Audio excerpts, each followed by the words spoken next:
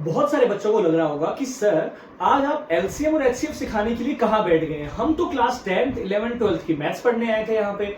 But ध्यान दीजिएगा, मैं बता सकता हूं मैक्सिमम बच्चों को आज के टाइम पे एचसीएफ एंड एलसीएम आता ही नहीं है। ये सबसे बेसिक फंडामेंटल है मैथमेटिक्स के स्टूडेंट के लिए। बट बहुत सारे बच्चों को एचसीएफ एंड एलसीएम नहीं आता है, तो बिल्कुल इजी वे में मैं आज आपको सिखाने वाला हूं एचसीएफ एंड एलसीएम। ध्यान से देखिएगा और समझने का प्रयास करिएगा, ठीक है।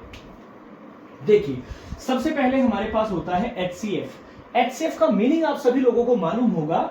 एचसीएफ का मीनिंग होता है हाईएस्ट, ठीक है, हाईएस्ट कॉमन फैक्टर।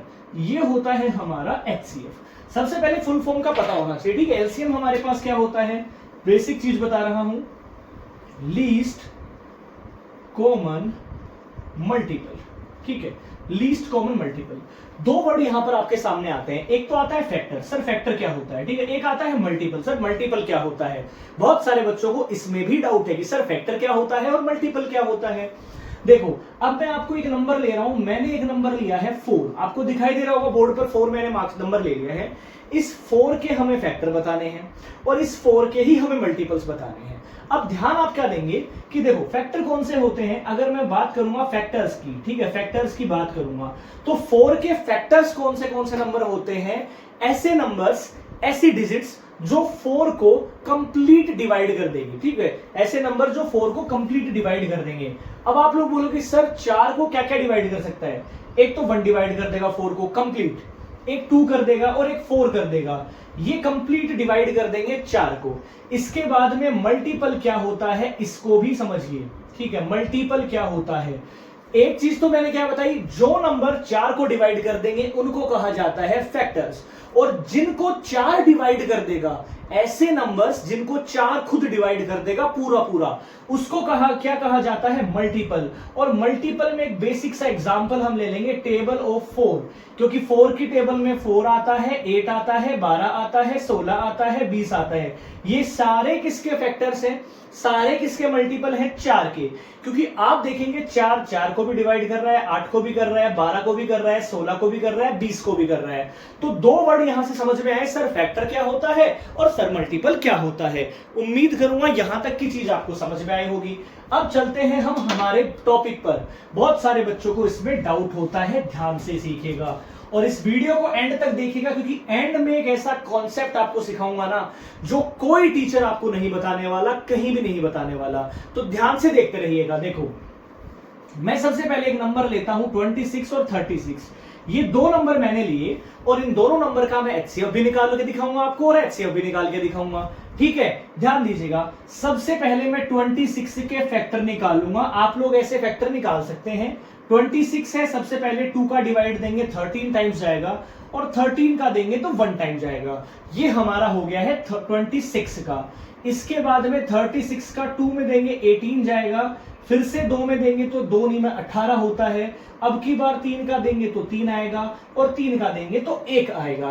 अब ये फैक्टर्स आप लोग निकाल लीजिए। देखिए ऐसे लिख लीजिए इसको, 2 मल्टीप्लाई में 13 और 1 लिख लीजिए 36, 2 मल्टीप्लाई में 2 मल्टीप्लाई में 3 मल्टीप्लाई में 3, ये हम लिख सकते हैं यहां से।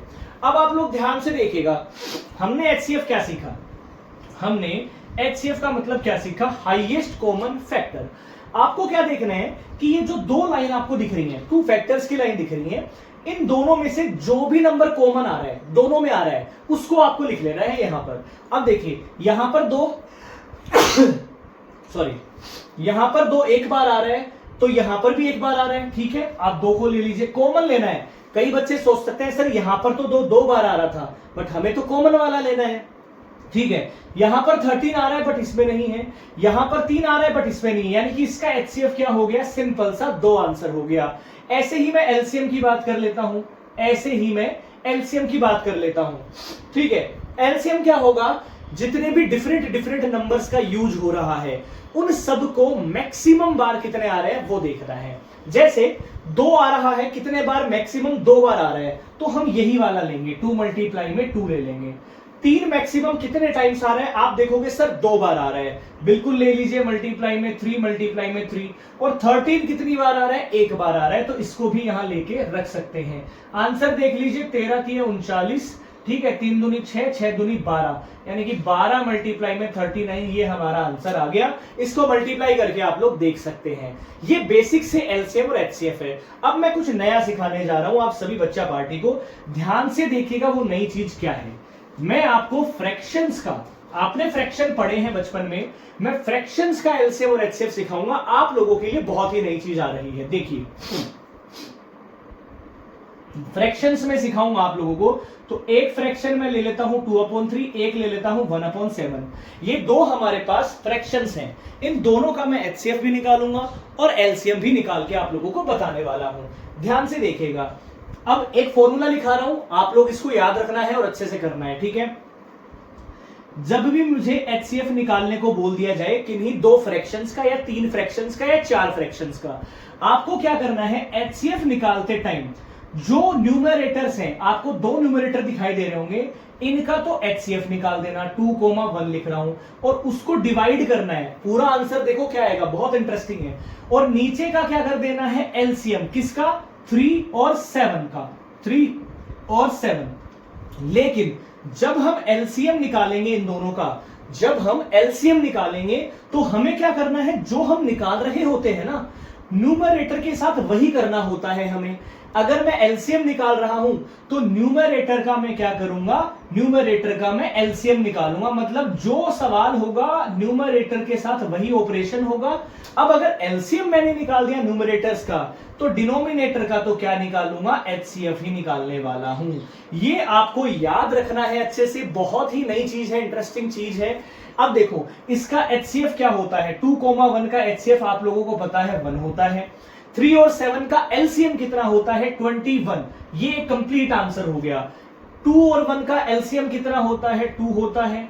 3 और 7 का एचसीएफ कितना होता है, 1। ये कंप्लीट आंसर। अब अगर कोई मेरे से पूछेगा सर 2/3 और 1/7 का एचसीएफ क्या होगा, तो भैया एचसीएफ होगा 1/21 और एलसीएम क्या होगा, तो मैं बोलूंगा भैया 2/1 यानी कि 2 होगा।